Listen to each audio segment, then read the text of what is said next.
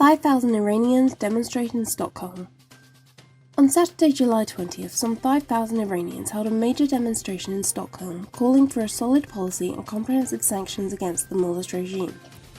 They urged the EU to blacklist the Iranian regime's Revolutionary Guards as a terrorist organisation and recognise the right of the Iranian people to overthrow the clerical regime. They announced their full support for the democratic opposition and its resistance units in Iran. They supported Maryam Rajavi, president-elect of the resistance, and her 10-point plan for the future of Iran. They strongly condemned any relationship with and promotion of the mullahs regime and called on European governments to prosecute, punish and expel intelligence agents and terrorist Quds force mercenaries. Rudy Giuliani says MEK is the alternative to Iran's regime.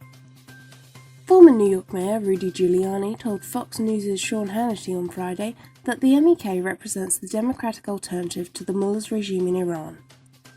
He said, "There is an alternative, the MEK is an alternative, the NCRI is an alternative to the government, and they're willing to go in there and do the tough work. All they need is our support." Saudi Arabia. World must take action to deter Iran's aggression. Saudi Arabia's Minister of State for Foreign Affairs, Adel Al-Jubeir, said the world needs to take action to deter the Iranian regime's behaviour after the Iranian Revolutionary Guards seized the British-flagged Stena Impero tanker in Omani waters. He said on Sunday, any attack on the freedom of navigation is a violation of international law. Iran must realise that its acts of intercepting ships, including most recently the British ship, are completely unacceptable. The world's community must take action to deter such behaviour. UK Foreign Minister speaks to German and French counterparts over seized tanker. British Foreign Secretary Jeremy Hunt spoke on Sunday to his French and German counterparts over the Iranian regime's seizure of a UK-flagged tanker in the Gulf. The Foreign Office said both ministers agreed to work with the Foreign Secretary to ensure that safe passage for vessels through the Strait of Hormuz is a top priority for European nations, while avoiding any possible escalation. They agreed to keep in close contact and to work together to achieve this.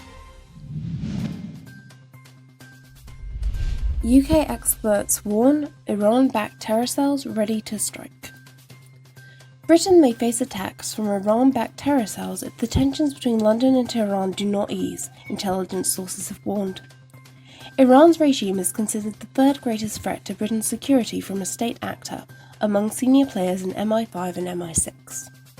With the seizure of the British oil tanker in the Persian Gulf, fears Tehran-funded terror cells across Europe could be given the all-clear have intensified. The Daily Telegraph reported these cells are linked to Hezbollah.